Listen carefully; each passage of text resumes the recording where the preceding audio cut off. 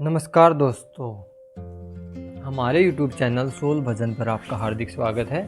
पिछले अध्याय में हमने सत्यवती के भीष्म को राज्य ग्रहण के बारे में जाना था, जो कि भीष्म ने ठुकरा दिया था अपनी प्रतिज्ञा का स्मरण करवाते हुए। तो आज के विषय में हम जानेंगे भीष्म की सम्मति से सत्यवती द्वारा व्यास का आह्वान और व्यास जी का माता की आज्ञा से कुरुवंश की वृद्धि के लिए विचित्र वीर्य की पत्नियों के गर्भ से संतानोत्पादन करने की स्वीकृति देना। तो शुरू करते हैं आज का मुख्य अध्याय।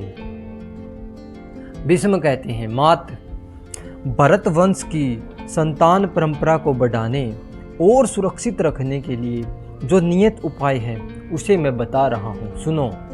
किसी गुणवान ब्राह्मण को धन देकर बुलाओ जो विचित्र वीर्य की स्त्रियों के गर्भ से संतान उत्पन्न कर सके।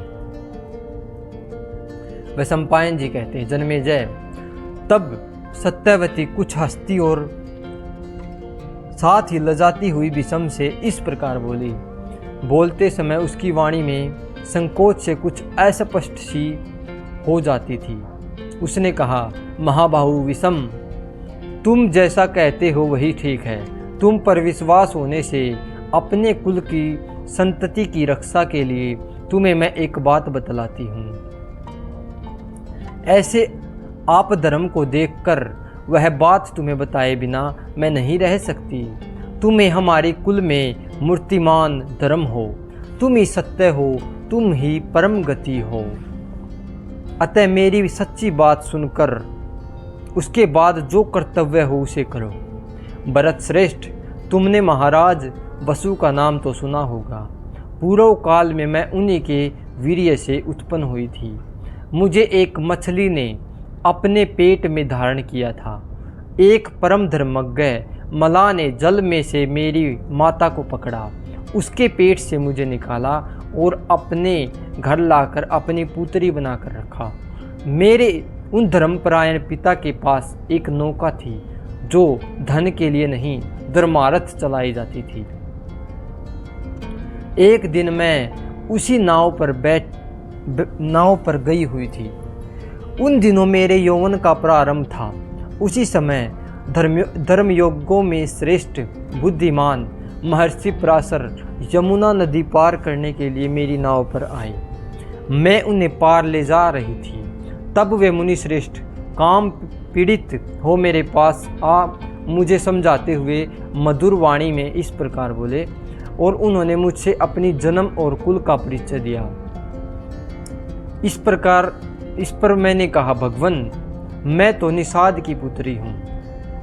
भारत, एक ओर मैं पिताजी से डरती थी और दूसरी ओर मुझे मुनि का साप का भी डर था।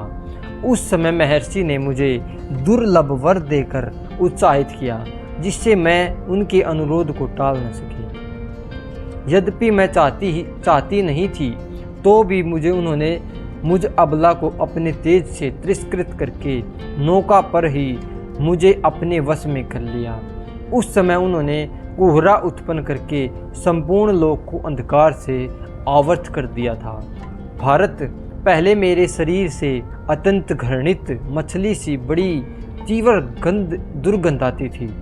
उसको मिटाकर मुनि ने मुझे यह उत्तम गंध प्रदान की थी। तदनंतर मुनि ने मुझसे कहा, तुम इस यमुना की ही द्वीप में मेरे द्वारा स्थापित इस गर्भ को त्याग कर फिर कन्या ही हो जाओगी। उस गर्भ से पराशर जी के पुत्र महान योगी महर्षि वेद व्यास प्रकट हुए। वे ही दंपायन नाम से विख्यात हैं। वे मेरे कन्यावस्था के पुत्र हैं। वे भगवान द्वैपायन मुनि अपने तपोबल से चारों वेदों का पृथक पृथक विस्तार करके लोक में व्यास पदवी को प्राप्त हुए हैं। शरीर का रंग सांवला होने से उन्हें लोग कृष्ण भी कहते हैं। वे सत्यवादी, शांत, तपस्वी और पाप शून्य हैं। वे उत्पन्न होते ही बड़े होकर उस द्वीप से अपने पिता के साथ चले गए थे। मेरे और तुम्हारे आग्रह करने पर वे अनुपम तेजस्वी व्यास अवश्य ही अपने भाई के अक्षेत्र में कल्याणकारी संतान उत्पन्न करेंगे। उन्होंने जाते समय मुझसे कहा था कि संकट के समय मुझे याद करना। महाबाहु विषम, यदि तुम्हारी इच्छा हो तो मैं उन्हीं का स्मरण करूं। विषम, तुम्हारी अनुमति मिल जाए तो महातपस्वी व्यास निश्चय ही विचित्र वीर्य की स्त्रियों से पुत्रों को उत्पन्न करेंगे।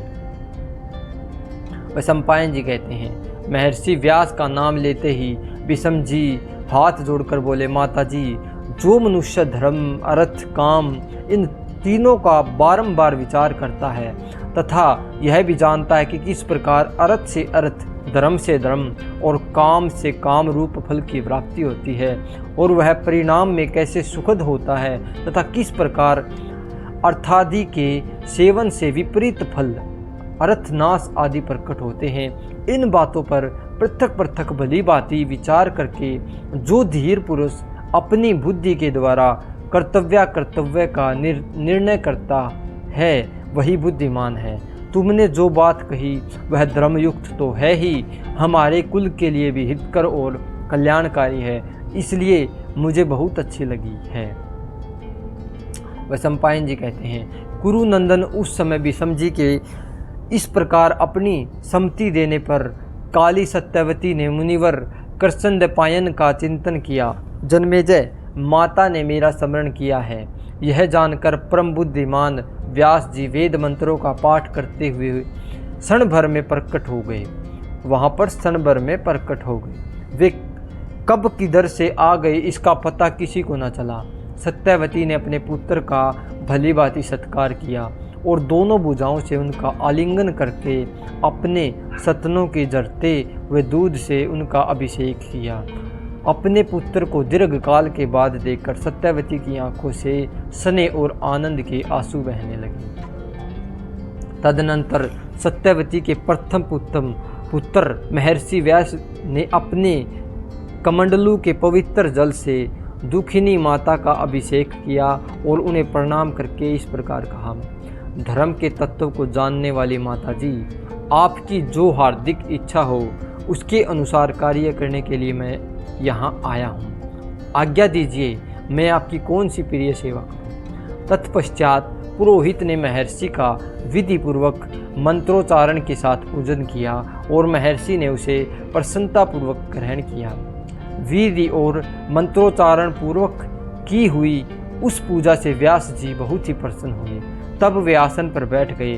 तब माता सत्यवती ने उनका कुशल अक्षेम पूछा और उनकी ओर देखकर इस प्रकार कहा, विद्वन, माता और पिता दोनों से पुत्रों का जन्म होता है, अतः उन पर दोनों का समान अधिकार है। जैसे पिता पुत्रों का स्वामी है उसी प्रकार माता भी है, इसमें संदेह नहीं। ब्रह्मऋषि विधाता के विधान या मेरे पूर्वजों के पुण्य से जिस प्रकार तुम मेरे प्रथम पुत्र हो, उसी प्रकार विचित्र वीर्य मेरा सबसे छोटा पुत्र था। जैसे एक पिता के नाते विषम उसके भाई हैं, उसी प्रकार एक माता के नाते तुम भी विचित्र वीर्य के भाई ही हो। बेटा, मेरी तो ऐसी ही मान्यता है, फिर तुम जैसा समझो। ये सत्य पराक्रमी शांतनु अनग संतानोपादन तथा राज्य शासन करने का इनका विचार नहीं है, अतः तुम अपने भाई के पारलौकिक हित का विचार करके तथा कुल की संतान परंपरा की रक्षा के लिए विषम के अनुरोध और मेरी आज्ञा से सब प्राणियों पर दया करके उनकी रक्षा करने के उद्देश्य से और अपने अंतःकरण की कोमलवर्ती को देखते हुए मैं जो कुछ कहूँ उसे सुनकर उसका पालन करो। तुम्हारे छोटे भाई की पत्नियां देव कन्याओं के समान सुंदर रूप तथा युवावस्था से संपन्न हैं। उनके मन में धर्मतः पुत्र पाने की कामना है। पुत्र, तुम इसके लिए समर्थ हो, अतः उन दोनों के गर्भ से ऐसी संतानों को जन्म दो जो इस कुल परंपरा की रक्षा तथा वृद्धि के लिए सर्वथा सुयोग्य हो।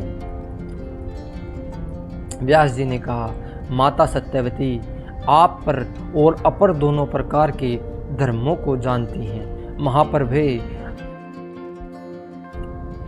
आपकी बुद्धि सदा धर्म में लगी हो रहती है, अतः मैं आपकी आज्ञा से धर्म को ही दृष्टि में रखकर काम के वश न होकर ही आपकी इच्छा के अनुरूप कार्य करूँगा।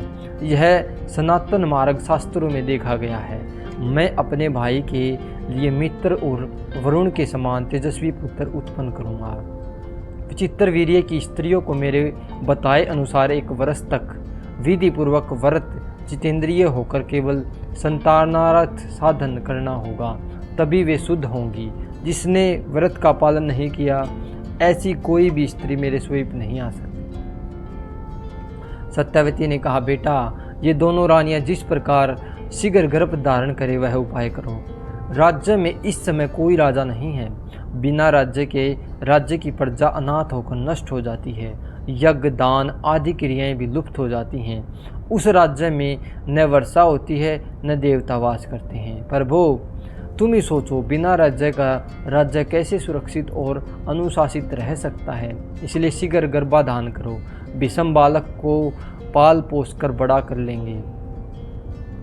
व्यास जी बोले, माँ, यदि मुझे समय का नियम न रखकर शीघ्र ही अपने भाइयों के लिए पुत्र प्रदान करना है, तो उन देवियों के लिए यह उत्तम व्रत आवश्यक है कि मेरे असुंदर रूप को देखकर शांत रहे, डरे नहीं। यदि कौशल्या अंबिका मेरे गंध रूप वेश और शरीर को सहन कर ले, तो वह आज ही एक उत्तम बालक को अपने गर्भ में पा सकती हैं। वैशंपायन जी कहते हैं, जन्मेजय, ऐसा कहने के बाद महातेजस्वी मुनि व्यास जी सत्यवती से फिर कहा, अच्छा, तो कौशल्या ऋतु स्नान के पश्चात शुद्ध वस्त्र और श्रृंगार धारण करके सैया पर मिलन की प्रतीक्षा करे।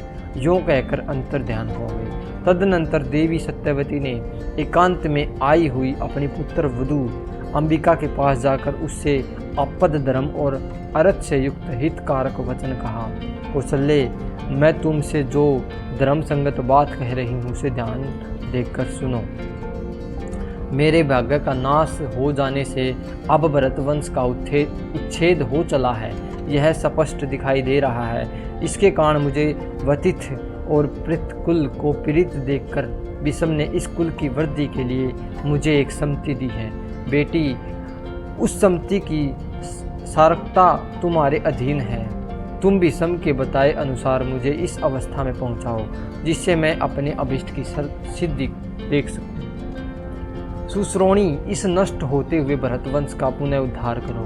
तुम देवराज इंद्र के समान एक तेजस्वी पुत्र को जन्म दो, वही हमारे कुल के इस महान राज्यभार को वहन करेगा। कौशल्या धर्म का आचरण करने वाली थी। सत्यवती ने धर्म को सामने रखकर ही उसे किसी प्रकार समझा बुझाकर बड़ी कठिनता से इस कार्य के लिए तैयार किया। उसके बाद ब्राह्मणों, देवऋषियों तथा अतिथियों को भोजन कराया। इस प्रकार श्री महाभारत आदि पर्व के अंतर्गत संभव पर्व में सत्यवती उपदेश विषयक अध्याय पूरा हुआ।